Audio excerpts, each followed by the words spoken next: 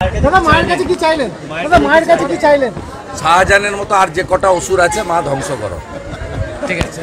কিছুদিন আগেই পবিত্র ঈদের উৎসব শেষ হয়েছে, তারপরে একেবারে রাজ্য এবং দেশ জুড়ে অন্নপূর্ণা পুজো এবং রামনবমী। বিরোধী দলনেতা শুভেন্দু অধিকারীকে প্রশ্ন করা হয়েছিল, মা অন্নপূর্ণার কাছ থেকে আপনি কি প্রার্থনা করলেন? বললেন, রাজ্য জুড়ে যে সমস্ত শেখ শাহজাহানদের মতো অসুরদের দাপাদাপি সেটা যেন বন্ধ হয়। এবং সত্যি সত্যি বোধহয় গোটা পশ্চিমবঙ্গের প্রার্থনা, যেভাবে সন্দেশখালীর মা বোনেদের উপর নির্বিচারে অত্যাচার করে গিয়েছে এই শেখ শাহজাহান, তাই তাদের মতো অত্যাচারীদের রাজত্ব ধ্বংস হোক, নিশ্চিতভাবে এটাই কামনা করব। চাইলে আপনারাও কমেন্ট সেকশনে কামনা করতে পারেন। এবং শুধু তাই নয়, যারা শেখ শাহজাহানকে শেখ শাহজাহানের মতো অসুরে পরিণত করেছে তাদেরও রাজনৈতিকভাবে নিশ্চিহ্নতা আমরা অবশ্যই কামনা করি। নমস্কার, ওয়েলকাম টু সিম্পল জেবিসি। আপনাদের সকলকে আরো একবার স্বাগত জানিয়ে শুরু করছি আজকের বিশেষ খবর। আজকে অত্যন্ত গুরুত্বপূর্ণ একটি দিন, আপনারা জানেন। তার কারণ হচ্ছে আজকের দিন থেকে শুরু হয়ে গেল গোটা ভারতবর্ষের নির্বাচনী প্রক্রিয়া। প্রথম দফার ভোট গ্রহণ হচ্ছে এবং আমাদের রাজ্যেও দার্জিলিং, জলপাইগুড়ি এবং কোচবিহার দিয়ে ভোট গ্রহণ পর্ব শুরু হয়ে গেল। আরো একবার দেশের ক্ষমতায় নরেন্দ্র মোদীকে সাধারণ মানুষ দেখতে চাইছেন, নাকি তার বদলি অন্য কাউকে দেখতে চাইছেন, তারই পরীক্ষায় বসছে দেশবাসী। ওপিনিয়ন পোলকে সমর্থন করে নরেন্দ্র মোদী তৃতীয়বারের জন্য ক্ষমতায় আসবে, নাকি ওপিনিয়ন পোলের সমস্ত হিসাব উল্টে দিয়ে ইন্ডি জোটের কেউ ক্ষমতায় আসবে, তারই বড় পরীক্ষা। আপনারা কি মনে করছেন? চাইলে লিখে জানাতে পারেন। তবে আজকের পর্বে যেটা আপনাদের সামনে দেখাতে চাইবো সেটা হচ্ছে রামনবমীর অনুষ্ঠান নিয়ে যেভাবে মুখ্যমন্ত্রী মমতা বন্দ্যোপাধ্যায় ক্রমাগতভাবে দাঙ্গার দিন বলে আসলেন, সত্যি সত্যি রামনবমী যেন দাঙ্গার দিনেই পরিণত হয়ে গিয়েছে এই রাজ্যকালের শাসনে। এবং সত্যি সত্যি প্রশাসনের যদি সৎ নিরপেক্ষ ভূমিকা আমরা দেখতাম, তাহলে এই পবিত্র রামনবমীর দিনটাকে দাঙ্গার দিন হিসাবে পশ্চিমবঙ্গবাসীকে দেখতে হতো না। আপনারা জানেন, গতবারের মতো সেই অর্থে রাজ্য জুড়ে বিশৃঙ্খলা সৃষ্টি না হলেও মুর্শিদাবাদের কোথাও রামনবমীকে নিয়ে অশান্তি গড়িয়েছে এবং সেখানে বেশ কিছু সাধারণ মানুষ কিন্তু হতাহত হয়েছেন। এবং সেই ছবি বা ভিডিওগুলো আপনাদের সামনে দেখাতে চাইছি না, তার কারণ সোশ্যাল মিডিয়ায় ইতিমধ্যেই আপনারা দেখে নিয়েছেন এবং সেই ছবিগুলো দেখানোর মধ্যে কোনো মাহাত্ম্য নেই। ওই হিংসার ছবিগুলো আপনাদের সামনে দেখাতে চাইছি না। কিন্তু প্রশ্ন কোথায় জানেন? রাজ্যের মাননীয় মুখ্যমন্ত্রী রামনবমীর অনুষ্ঠান পেরিয়ে যাওয়ার একদিন পরেও মঞ্চের ওপর থেকে বলছেন যে একটা কমিউনিটির ওপর হামলা করা হলো। প্রশ্ন হচ্ছে, রাজ্যের মুখ্যমন্ত্রী কি শুধু একটা কমিউনিটির মুখ্যমন্ত্রী, নাকি তিনি তো সমস্ত রাজ্যবাসীর মুখ্যমন্ত্রী? কাজেই একটা কমিউনিটির প্রসঙ্গ কেন তার মুখ থেকে বারবার শোনা যাবে? এই রামনবমীর মিছিলে যারা আক্রান্ত হলেন, সত্যিই কি একেবারেই একটা কমিউনিটির লোকই আক্রান্ত হলো? আমি কোনো কমিউনিটির নাম করছি না, কারণ সেই দায়িত্ব জ্ঞানহীন মন্তব্য করার কোনো রুচি বা অভিপ্রায় আমার নেই। কিন্তু মুখ্যমন্ত্রী যেহেতু বললেন একটা কমিউনিটির কথা, সেই কারণেই আপনাদের সামনে বলছি, একটা কমিউনিটি এই শব্দ বন্ধটাই একেবারে অনিরপেক্ষ। এই কথাটি বলা যায় না। এই ছবিটা কার? মাথা ফাটিয়ে দিয়েছে।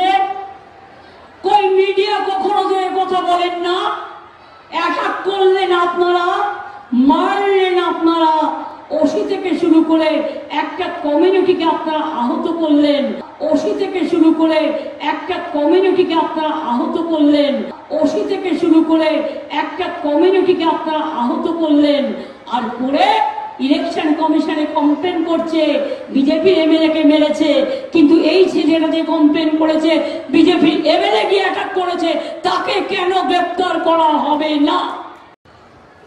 মুর্শিদাবাদের ঘটনা আমি যদি বলি পরিকল্পিত ঘটনা, আজ সকাল থেকে সব ন্যাশনাল মিডিয়া আর রিজিওনাল মিডিয়াকে বলে দিয়েছে একতরফা ভাবে সংখ্যালঘুদের বিরুদ্ধে মিথ্যে কথা বলতে আর হিন্দু মুসলমানের বিভাজন করতে।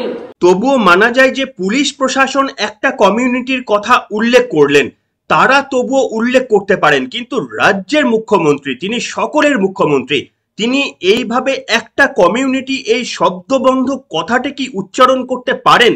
এটাই কি গণতান্ত্রিক নিরপেক্ষতার কথা বলে মনে হচ্ছে? তবে বিরোধী দলনেতা শুভেন্দু অধিকারীর মুখেও কিন্তু রামনবমীতে এই মুর্শিদাবাদের অপ্রীতিকর ঘটনা সম্পর্কে শোনা গেল এবং তিনিও বললেন প্রচুর মানুষ কিন্তু আহত হয়েছে এই ঘটনায়।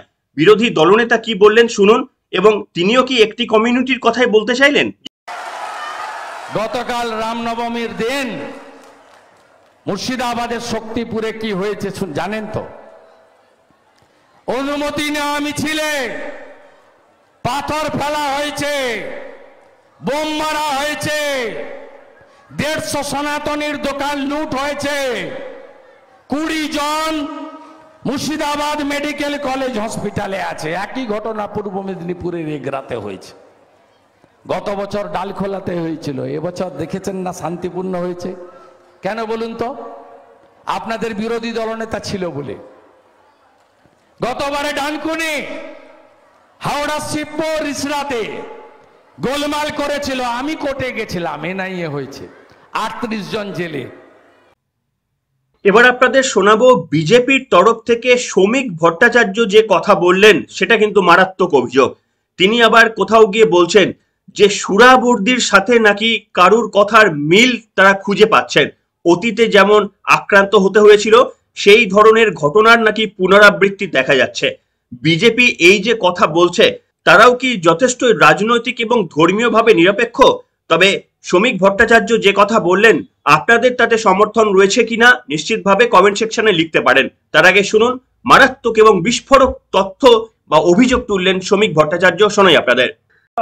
অহেতুক সাম্প্রদায়িক উত্তেজনা তৈরি করতে চাই না, কিন্তু প্রত্যেকের সহ্যের একটা সীমা আছে। আমরা বাংলার মানুষের কাছে আবেদন করছি যে রেজিনগরে রাম ভক্তরা অল্প সংখ্যক বলে তারা আক্রান্ত হবে বাংলাদেশের মতো। মুখ্যমন্ত্রী যে ভাষায় কথা বলছেন, 1946 সালে সুরাবর্দির বক্তৃতাগুলো পড়ুন। সুরাবর্দির বক্তৃতার সঙ্গে আর মুখ্যমন্ত্রী যে ভাষণ দিয়েছেন যে গালিগালাজ করলে আল্লাহর কাছে দোয়া করো, শান্তি প্রার্থনা করো, এই দুই বক্তৃতার মধ্যে কোনো পার্থক্য নেই। উনি কি আমাদের দিদি না সুরাবর্দির দিদি? আজকে বাংলার মানুষকে এটা নতুন করে চিন্তা করতে হবে। তৃণমূল কংগ্রেসের নেতৃত্বে এই রাজ্য কোথায় চলেছে? দেখুন, এটা গেস করা খুব একটা শক্ত নয় যে এই যে ঘটনাগুলো পুরো রাজনৈতিক উদ্দেশ্য প্রণোদিতভাবে করা হচ্ছে শুধুমাত্র এই ভোটের লাভ পাওয়ার জন্য।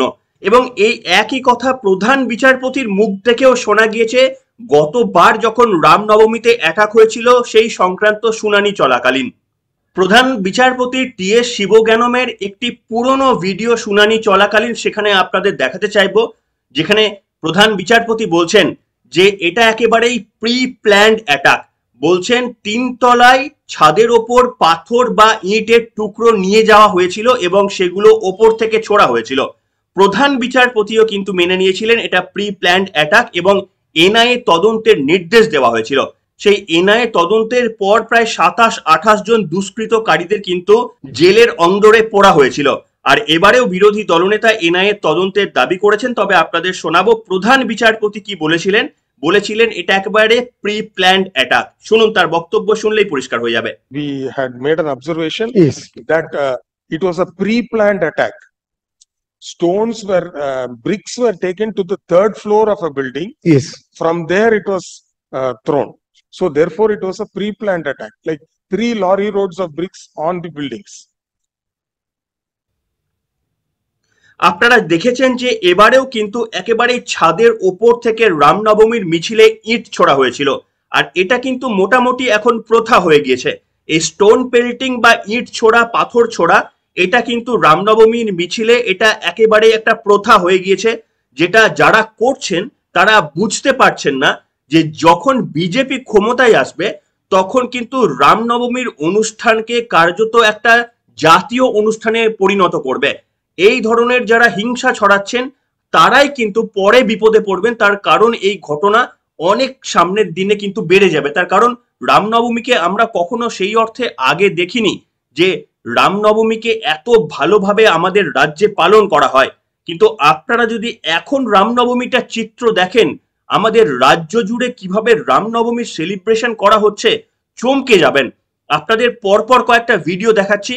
আমি সত্য মিথ্যা বলতে পারবো না, সোশ্যাল মিডিয়ায় অনেকে পোস্ট করছেন যে এবারের রামনবমী মিছিলের চিত্র বলে, সেই হিসাবেই আপনাদের দেখাতে চাইছি। আপনারা সেই হিসাবেই দেখুন। সেখানে আপনারা মিছিলের চিত্রটা দেখুন, কত বড় মিছিল, বেরোচ্ছে, দিনের পর দিন বছরের পর বছর কার্যত এই মিছিলের চেহারা বাড়তে থাকছে, যেটা আমরা আগে দেখিনি।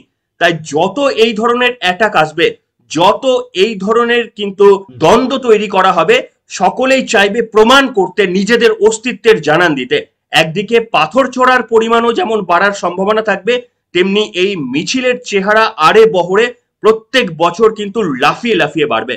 তাই যারা এই ঘটনা করছেন, আমার মনে হয় এই ঘটনাটাকে স্টপ করুন, না হলে এই রামনবমীর অনুষ্ঠানকে আপনারাই জাতীয় উৎসব হিসাবে কিন্তু নিয়ে চলে আসছেন।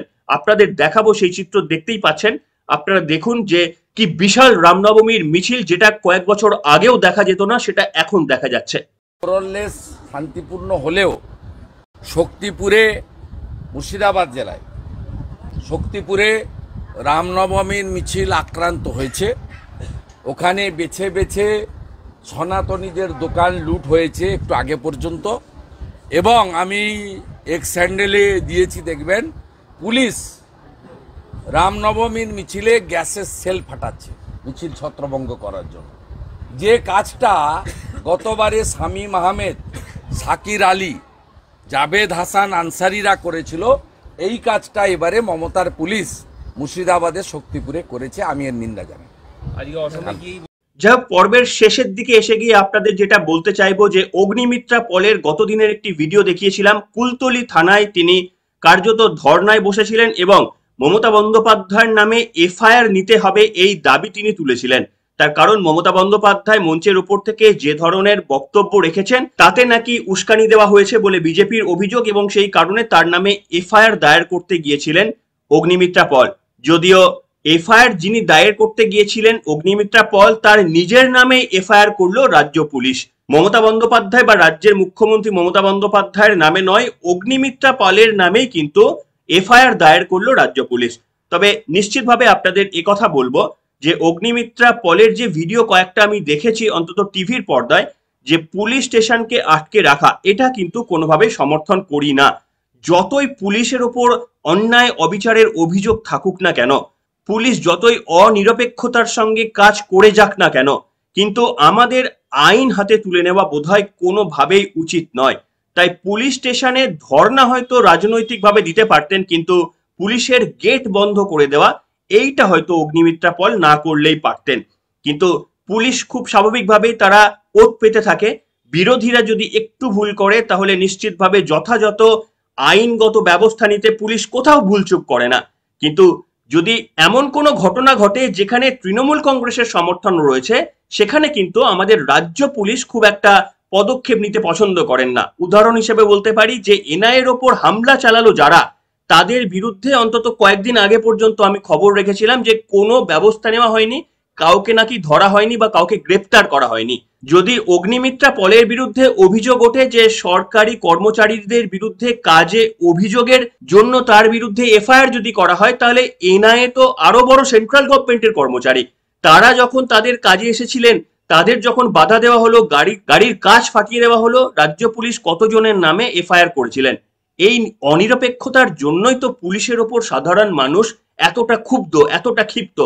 কিন্তু তা সত্ত্বেও আমাদের সংবিধান কোথাও বলেনি যত পুলিশ অন্যায় করুক না কেন আমরা অন্যায় করতে পারবো না। আপনারা বলতেই পারেন যে এটা একটা গণতন্ত্রের ফাঁক বলতে পারেন, কিন্তু কিছু করার নেই। পুলিশ প্রশাসন ভুল করলেও আমাদের সেটাতে একেবারে সমালোচনা করার অধিকার রয়েছে, আইন হাতে তুলে নেওয়ার কিন্তু অধিকার নেই। অগ্নিমিত্রা পল এইটা মাথায় রাখতে পারতেন। এই ভুলটি তিনি করেছেন বলে আমার ব্যক্তিগতভাবে বিশ্বাস।